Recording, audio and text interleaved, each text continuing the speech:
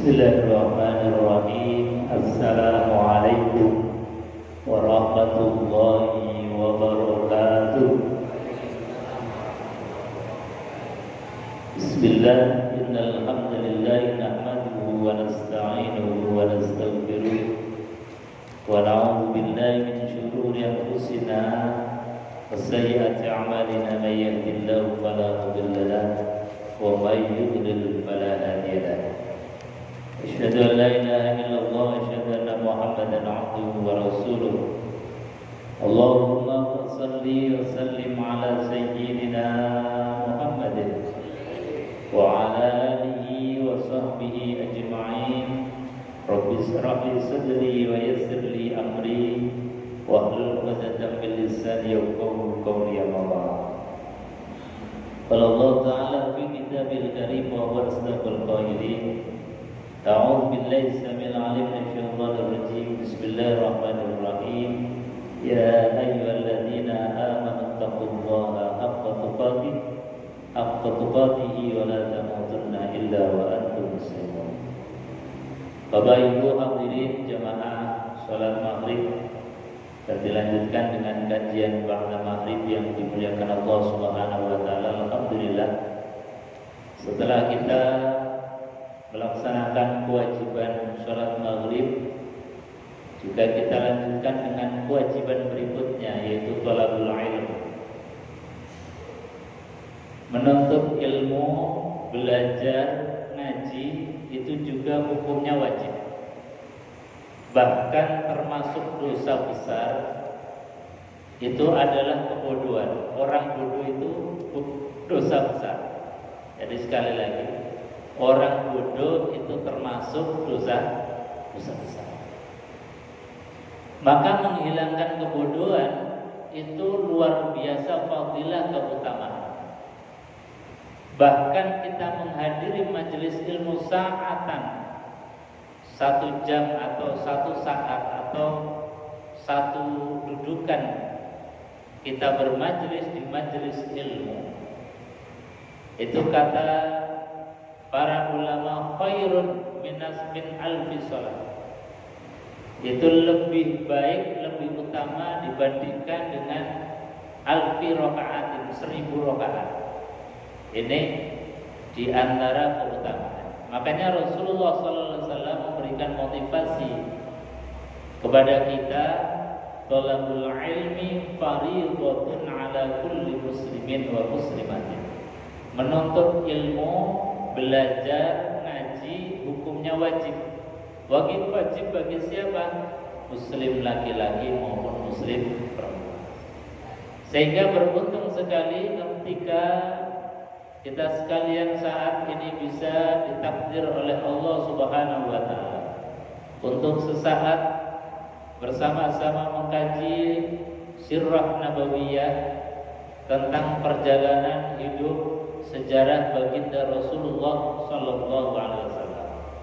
Ini sejarah, ilmu sejarah itu ilmu yang termasuk ilmu yang paling tua, ilmu yang penting.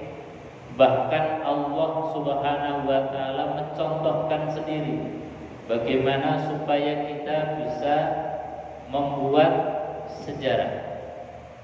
Kata Allah di dalam Al-Qur'an surat Yasin sebagaimana yang sering kita baca, kata Allah, inna nahnu nuhyil mauta wa naktubu ma qaddamu wa atharahum wa kulla syai'in ahsaynahu fi imamin mubin. Ayat ini sebetulnya mendorong kita untuk mencatat apapun sejarah yang pernah kita lakukan. Karena apa?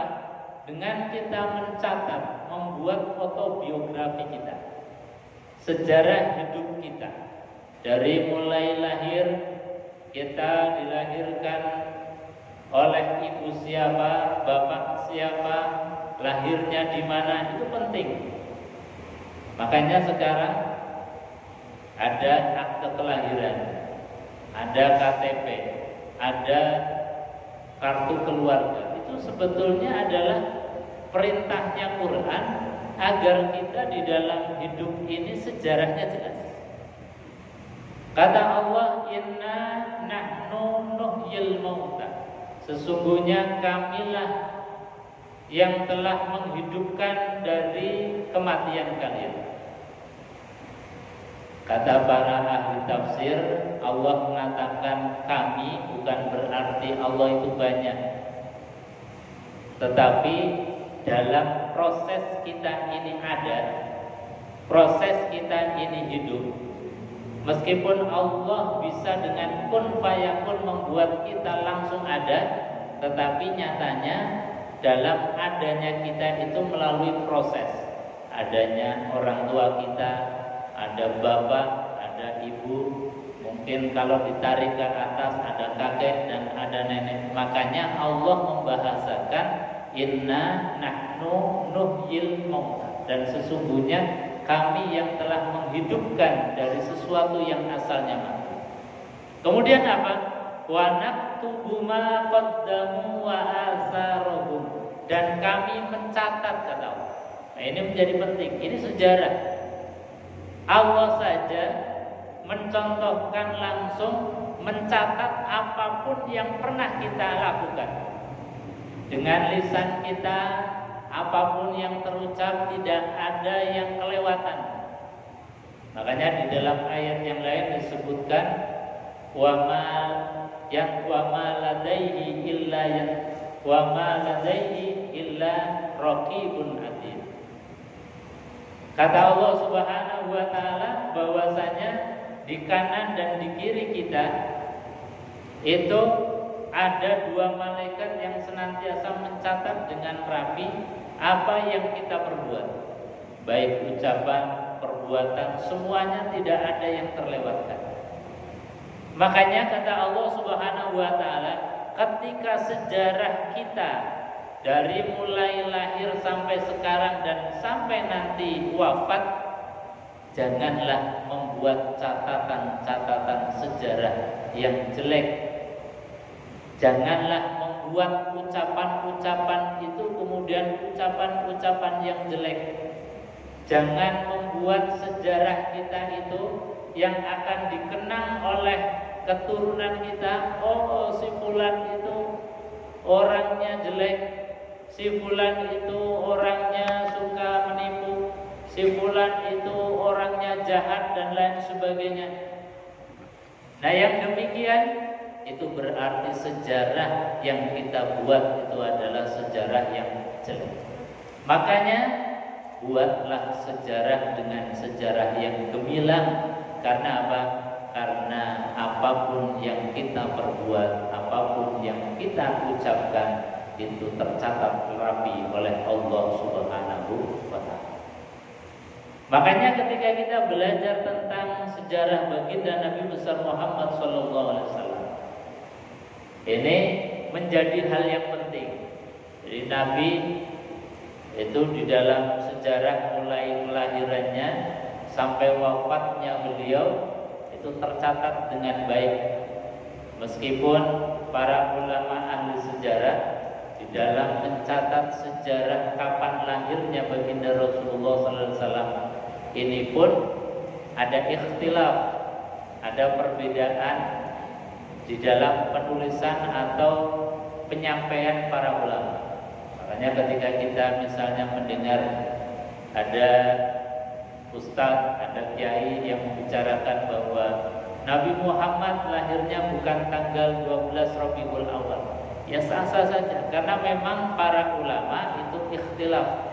Makanya di dalam surah Al-Barzanji ini beliau juga secara fair mengatakan bahwasanya dalam kelahiran baginda Rasulullah SAW, waktu lifa fi ami wiladatihi wa fi syahriha wa fi yaumiha ala aqwali lil ulama al-marwiyah. Ini pengarang kitab Al-Barzanji secara fair mengatakan bahwasanya waktu lifa, ikhtilaf, perbedaan para ulama di dalam menetapkan Nabi Muhammad itu lahirnya kapan. Ya maklum saja, di zaman Rasulullah SAW lahir itu belum banyak tentang keahlian menulis, apalagi keahlian dalam dokumentasi seperti zaman kita sekarang. Kalau zaman kita dokumentasi sudah luar biasa. Ada tulisan, ada rekaman, ada foto, medianya banyak sekali. Tapi di kelahiran baginda Rasulullah SAW itu zaman yang masih sangat jauh dari apa yang seperti kita sekarang ini. Jangankan video, jangankan foto, nulis saja kertasnya belum ada. Karena zaman kertas itu zaman setelah nanti jauh dari kelahiran baginda Rasulullah SAW. Paling dulu kalau mau nulis itu ditulis mungkin di lontar-lontar pelepah-pelepah rumah, atau ditulis di batu-batuan, atau ditulis di mana, atau di kulit dan lain sebagainya. Sehingga masih sangat jarang sekali, bahkan termasuk kelahiran manusia utama baginda Rasulullah SAW pun tidak tercatat dengan rapi. Sehingga apa? Para ulama ikhtilaf di dalam menetapkan baginda Rasulullah SAW lahirnya kapan. Waqtulifa fi amin wiladatihi. Para ulama berbeda di dalam menetapkan tahunnya. Wa fi syahriha, dan juga menetapkan bulannya. Wa fi yaumiha, juga harinya. Ini fair sekali. Jadi sekali lagi, kalau masalah sejarah, kalau nggak ditulis dengan bagus, ini akhirnya jadi ikhtilaf. Makanya menjadi penting. Kita sekarang ada di zaman kita lahir anak sudah dicatatkan di catatan sipil, sehingga apa? Sudah dapat kartu lahir atau akta kelahiran. Nanti besar dikit, sudah 17 tahun mendapatkan KTP. Nanti kalau kemudian sudah nikah mendapatkan KK. Ini penting. Sebetulnya dokumentasi seperti ini adalah perintah Quran. Dokumentasi ini adalah contoh dari baginda Rasulullah SAW. Quran sendiri tadi sudah mengatakan wa naktubu ma qaddamu wa atharu. Jadi tahunnya kapan, bulannya apa, harinya apa, ini para ulama ahli sejarah beda pendapat. Ala aqwalil ulama al-marwiyah, menurut qaul atau pendapat ulama al-marwiyah yang diriwayatkan oleh para pakar ahli sejarah. Namun demikian Al-Barzanji kemudian menjelaskan warrajihu, tetapi yang rajih itu artinya pendapat yang dianggap kuat oleh jumhurul ulama. Yang rajih itu apa? Annaha qubaila fajri yaumil isnain saniya asyar syahrul rabi'il awal min amil fil. Nah, ini yang rajih yang kita pahami, bahwasanya Nabi Shallallahu Alaihi Wasallam itu lahir Qubaila fajrin, jadi mendekati waktu fajar. Qubaila itu artinya sudah hampir fajar. Ya kalau kita ini fajar sekarang jam berapa Pak? Jam 4 ya. 4 kurang 2 atau pokoknya ya sekitar jam 4-an. Qubaila fajar berarti ya sekitar antara jam 3 setengah 4. Itu suasana saat baginda Rasulullah SAW lahir. Jadi lahir dalam suasana malam. Ini kita nggak bisa bayangkan, beliau Aminah tidak ditunggui suami, karena suaminya meninggal dunia ketika beliau hamil 2 bulan. Rasanya begitu luar biasa. Ya, kalau model kita ini, kalau model ibu-ibu sekarang, rasanya berat melahirkan, tidak ditemani, tidak ditunggui oleh suami. Begitu juga Aminah. Tetapi Aminah meskipun tidak ditunggui suami, seperti pelajaran kemarin-kemarin sudah disampaikan di dalam Al-Barzanji, bahwa Aminah tidak merasakan kesakitan apapun. Bahkan kemudian dikirim oleh Allah Subhanahu wa taala, yaitu Asiyah dan juga Maryam, datang hadir untuk menjadi bidan atau menolong saat kelahiran dari baginda Nabi besar Muhammad sallallahu alaihi wasallam. Jadi disebutkan Qubailal Fajr, mendekati fajar. Yaumal Isnin, pada hari Senin. Saniya asyara syahran Rabi'il Awal, yaitu tanggal 12 Rabiul Awal. Min amil fil, di tahun fil atau tahun yang saat itu dikenal dengan tahun gajah. Tahun saat dimana ada tentara bergajah itu dari arah selatan Yaman yang dipimpin oleh seorang panglima yang namanya Abraha, dengan gagah berani dari Syam menuju Makkah. Tujuannya satu, yaitu apa? Merobohkan Baitullah, Ka'bah. Makanya dikenal dengan Amul Fil.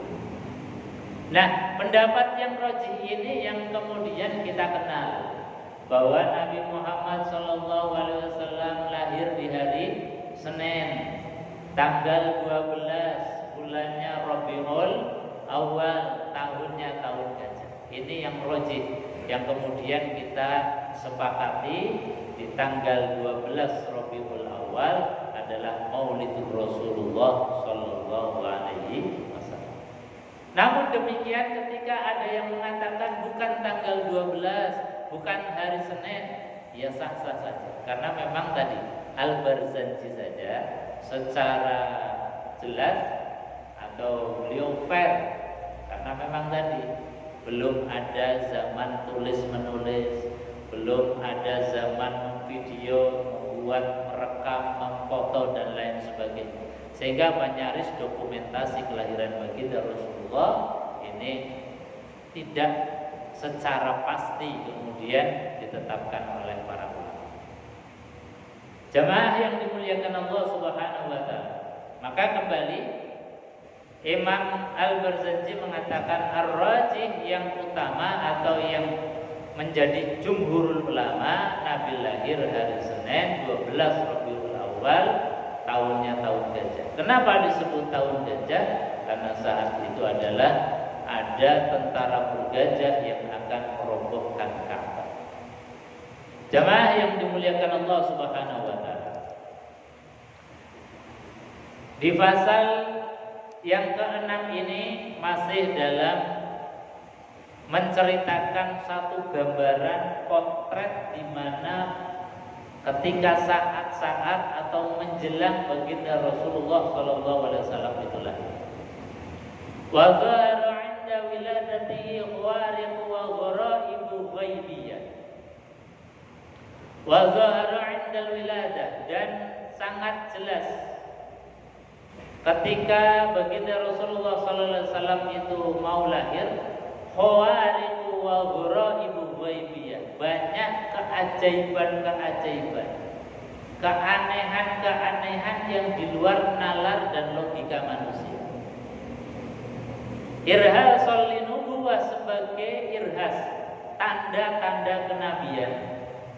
Wa i'laman, dan juga sebagai pemberitahuan, sebagai iklan, kabar atau ciri-ciri, tanda-tanda akan hadirnya bi annahu mukhtarullah ta'ala wa mujtabah, akan adanya manusia pilihan yang akan dilahirkan oleh Allah Subhanahu wa taala. Fazidatis sama'u khifdan wa rudda anhal marad wa rudda anhal mardatu wa zawun nufusi syaitaniyah. Yang pertama, di antara keajaiban, keistimewaan atau keanehan yang terjadi adalah fazidatis sama'u hifzan. Allah Subhanahu wa taala mengetatkan penjagaan langit. Jadi langit semakin dijaga dengan ketat. Jadi yang biasanya malaikat yang menjaga seperti biasa, ini ditambah malaikatnya. Langit saja dijaga tambahan personilnya oleh Allah Subhanahu wa taala. Ini menandakan bahwasanya akan lahir sosok manusia yang luar biasa. Warudda anhal marda wa zawun nufusu syaitaniyah.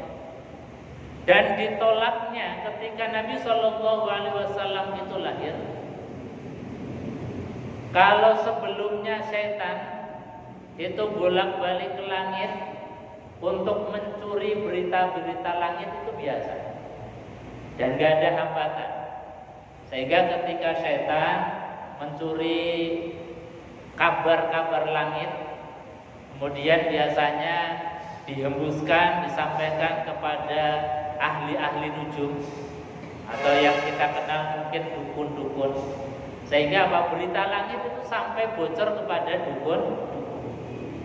Tapi saat baginda Rasulullah SAW warudda anhal marda, Allah menolak setan yang mau mencuri berita-berita langit itu langsung ditembaki oleh Allah Subhanahu wa taala oleh benda-benda langit, rujumal lisyayatin wa zayyana as-samaa'a dunya bimasabiha wa ja'alnaha rujumal lisyayatin. Allah ciptakan bintang-bintang. Itu diantara fungsinya adalah rujumal lisyayatin, untuk melempari setan. Ketika Nabi SAW penjagaan langit begitu ketat, sehingga tidak ada setan yang sanggup menembus ke langit untuk mencuri berita-berita. Makanya saat itu dukun-dukun itu sudah gak laku lagi. Karena apa? Apa yang menjadi biasanya, ada orang minta misalnya sesuatu, apakah kesembuhan, apakah yang macam-macam persoalan hidup, biasanya dukun langsung tokcer. Karena apa? Mendapatkan berita. Saat itu ketika baginda Nabi Muhammad SAW lahir, dukun-dukun itu gak bisa memberikan resep-resep. Karena apa? Karena tidak dapat berita. Ini namanya disebutkan di dalam bab yang kemarin, maulidun kana minhu fi talibil kufri wa balun alaihim wa wabahu. Jadi kelahiran baginda Nabi besar Muhammad sallallahu alaihi wasallam fi talibil kufri, itu menghilangkan kekufuran. Dukun sudah enggak berlaku. Karena apa? Enggak mujarab lagi. Enggak dapat berita.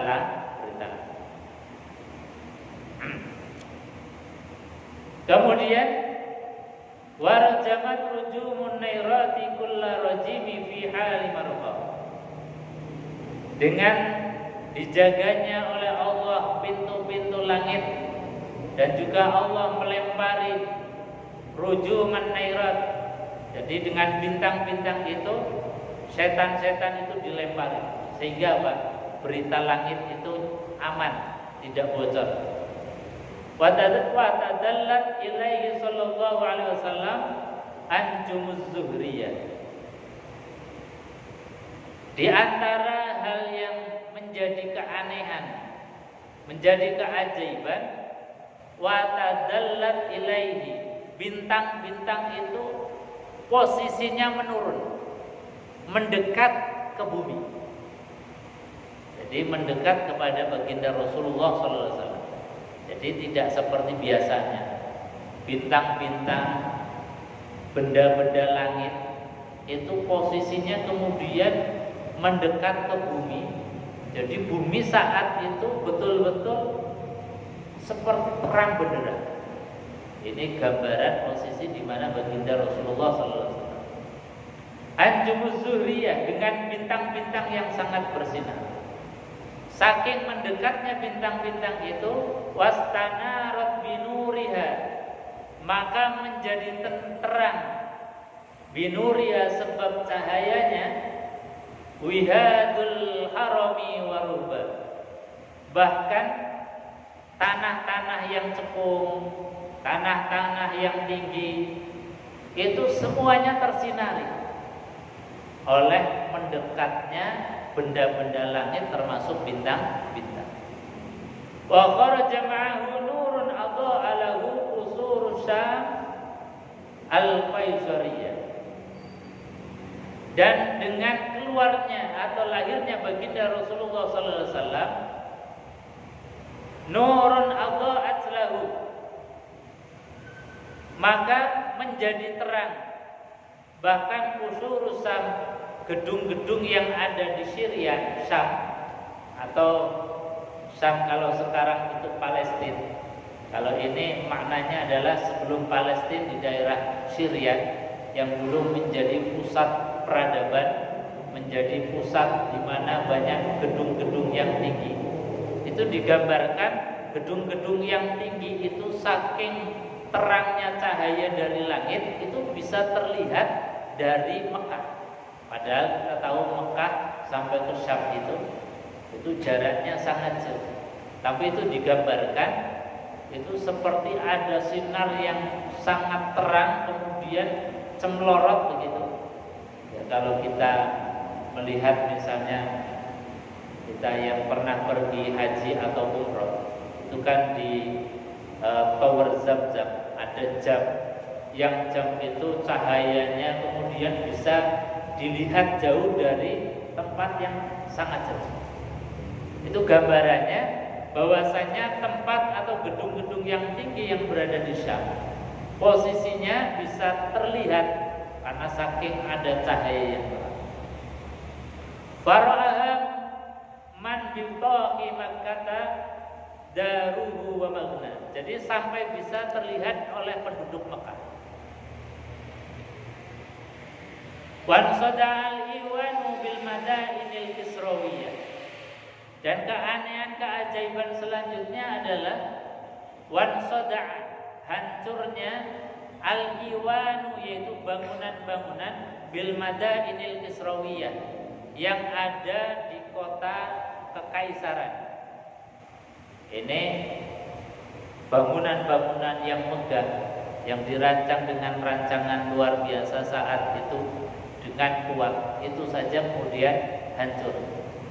Alladzi rafa'a Anusyarwan, yang dibangun oleh Kaisar Anusyarwan, sabkahu wa sawa wa saqata arba'a asyarata min syurufatihil ulwiyah. Bukan hanya itu, tapi wasaqata, luluh lantak, arba'a asyarat, 14 min syurufatil ulwiyah, dari menara-menara yang tinggi. Di menara-menara tinggi yang jumlahnya 14 itu sebagai mercusuarnya peradaban, bentuk bahwa negara adikuasa atau negara yang mempunyai kekuasaan yang hebat itu biasanya dilambangkan dengan punya gedung-gedung yang tinggi, menara-menara yang tinggi. Jadi setiap peradaban biasanya punya. Kita Indonesia sebagai simbol lambangnya punya Monas. Di Mekah ada Tower Zam-Zam. Di Amerika ada gedung menara kembar dan lain sebagainya. Biasanya peradaban itu diidentikan dengan menara-menara atau bangunan yang tinggi. Dan saat itu ketika baginda Rasulullah SAW itu lahir, 14 menara-menara tinggi itu luluh lantak hancur. Wa qusira mulku Kisra lihauliha asabahu wa'ar. Dan juga wa qusira mulku Kisra, istananya Kisra, Ratu Kisra atau Kaisar Romawi, itu terbelah karena apa? Atas guncangan tidak kuat terhadap nur cahayanya baginda Rasulullah sallallahu alaihi wasallam. Wa qamadatin niranul ma'budah, dan juga padamnya an-niran. Niran itu api-api atau banyak perapian, api yang berabad-abad, bertahun-tahun itu enggak pernah padam. Atau kalau di kita itu ada di Merapen itu namanya apa? Api abadi, api yang enggak pernah padam. Saat itu ketika baginda Rasulullah SAW menjadi padam itu semua api yang disembah oleh orang-orang Majusi.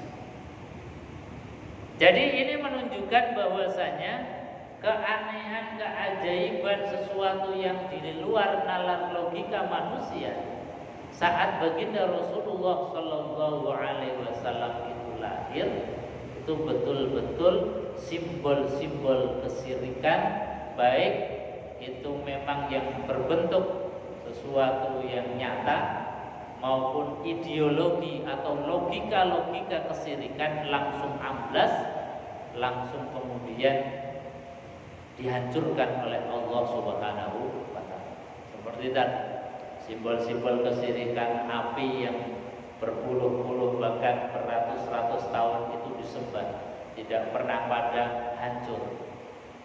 Kekaisaran yang menjadi simbol tentang kekuatannya orang-orang musyrik juga istananya terbelah, istananya kemudian hancur. Allah Subhanahu wa taala kemudian menjaga berita-berita langit yang biasanya dicuri oleh setan, yang kemudian dari setan itu didistribusikan, disampaikan kepada simbol-simbol kesyirikan, yaitu dukun, paranormal. Sejak Nabi SAW lahir, maka tidak ada lagi kemudian dukun-dukun yang menjadi hebat. Karena apa? Beritanya itu sudah tidak dapat. Jadi kalau mendiagnosa penyakit atau memberikan solusi itu sudah tidak mujarab lagi. Ini sebagai bentuk lahirnya Nabi Muhammad SAW itu menghancurkan simbol-simbol kesyirikan. Makanya dengan tegas Al-Barzanji mengatakan maulidun kana minhu fi taliqil kufri wa baraka alaihim wa wabahu. Bahwasanya kelahirannya baginda Rasulullah sallallahu alaihi wasallam fi taliqil kufri adalah menghilangkan kekufuran, menghilangkan simbol-simbolnya, juga menghilangkan dari logika kekufuran. Kenapa logika kekufuran hancur? Karena dengan adanya Quran itu menjadikan logika pikiran kita ini jadi jelas dan jadi terang, membedakan antara kekufuran dan keimanan. Misalnya Allah Subhanahu wa taala di dalam Al-Qur'an ini memberikan satu gambaran logika berpikir yang gampang, yang enak, membedakan enaknya orang yang punya Tuhan satu dengan orang yang punya Tuhan banyak. Ini logika berpikir yang gampang yang diajarkan oleh Allah. Kata Allah, daraballahu matsalan rajulan fihi syuraka wa rajulan salama li rajulin hal yastawiyani masalan. Daraballahu, Allah membuat satu logika perumpamaan yang gampang, yaitu ketika ada orang yang mempunyai banyak majikan, banyak bos, banyak tuan. Yang majikan, bos, tuan itu fihi syuraka mutasakisun, yang mereka punya banyak perintah. Majikan satu perintahnya A, majikan yang lain perintahnya B, majikan yang lain itu perintahnya beda lagi. Dan perintahnya mutasyakisun, yang saling mungkin bertentangan satu dengan yang lainnya. Maka kita yang mau mengikuti kan susah. Kalau ngikuti perintah majikan A, nanti nggak enak sama majikan yang B. Kalau ngikuti majikan yang B, nanti nggak enak dengan majikan yang C. Jadi rasanya serba salah. Warajulan lirajulin, dibandingkan dengan seorang yang hanya punya majikan, punya satu bos, punya satu Tuhan, yang salama lirajulin, yang saling enak sekali. Perintahnya la yukallifullahu nafsan illa wus'aha, enggak pernah memberatkan. Perintahnya kemudian semampu kita. Perintahnya sesuai dengan kondisi kita. Jadi kalau kita ini tidak mampu, maka langsung diberikan jalan keluar. Inna ma'al usri yusra, fa inna ma'al usri yusra. Ketika kita mentok kepada kesusahan, langsung Allah bukakan pintu kemudahan. Jadi perintahnya Tuhan kita itu luar biasa, enak sekali. Wong Allah mengatakan la yukallifullahu nafsan illa wus'aha. Allah enggak pernah memberatkan kita. Kok kita merasa berat? Ini beratnya terus di mana? Wong Allah enggak pernah memberatkan, kok kita merasa berat. Beratnya itu di mana? Wong Allah sudah dengan sangat jelas la yukallifullah. Allah enggak pernah memberatkan kita. Kok kamu nggak bisa sholat berdiri, ya duduk juga nggak apa-apa. Nggak bisa duduk berbaring juga nggak apa. Kok merasa berat, terus beratnya di mana kan? Jadi Tuhan kita itu Tuhan yang Rahman dan Rahim, luar biasa. Yang Rahmannya Allah, jangankan yang beriman, yang nggak beriman pun dapat jatah yang sama. Dapat rahmat yang sama. Allah nggak beda-bedakan. Oh, kamu nggak iman, kamu nggak percaya terhadapku, maka kamu nggak tak kasih rezeki. Enggak, Allah nggak begitu. Tuhan kita itu Tuhan yang sangat sayang. Meskipun makhluknya nggak kenal dengan Allah, tetap dikasih rezeki. Makhluknya nggak beriman kepada Allah, tetap dikasih hidup. Luar biasa. Nah, inilah Allah Tuhan kita. Kalau kita nggak punya kebanggaan, nggak punya rasa senang bahwa Tuhan kita itu Allah, itu rasanya kebanggaan. Jadi inilah rasa kegembiraan kita. Jadi rasa kegembiraan dengan tadi Allah ngasih satu perumpamaan, gambaran yang sangat jelas. Daraballahu matsalan rajulan fihi syuraka wa rajulan salama lirajulin. Makanya Allah sampaikan hal yastawiyani masal. Kira-kira, ini kata Allah, kira-kira sama enggak punya Tuhan satu dibandingkan dengan punya Tuhan banyak? Allah ngasih pertanyaan, tapi di ayatnya enggak ada jawabannya. Kenapa? Para ahli tafsir mengatakan karena orang yang logikanya waras, pikirannya waras, pasti akan mengatakan enak punya Tuhan. Sekali lagi, orang yang waras, orang yang sehat akalnya, tidak usah diajari enak yang mana, pasti akan mengatakan enak punya Tuhan. Makanya kemudian Allah katakan, kalau memang kamu itu nyaman punya Tuhan satu, falhamdulillah, maka bersyukurlah. Bersyukurlah kepada Allah, kita punya Tuhan satu, Tuhan yang luar biasa, Rahman Rahim, enak sekali. Gak pernah memerintahkan sesuatu yang berat terhadap makhluk. Kok kita kadang-kadang masih merasa berat, terus beratnya itu di mana? Makanya alhamdulillah, kita mari belajar terus tentang bagaimana kita diajarkan oleh baginda Rasulullah SAW, khususnya untuk mengenali Allah Subhanahu wa Ta'ala. Mudah-mudahan ada manfaatnya. Kita tutup dengan doa kafaratul majelis bersama-sama. Subhanallahumma wa bihamdika asyhadu an la ilaha illa anta astaghfiruka wa atubu ilaik. Assalamualaikum warahmatullahi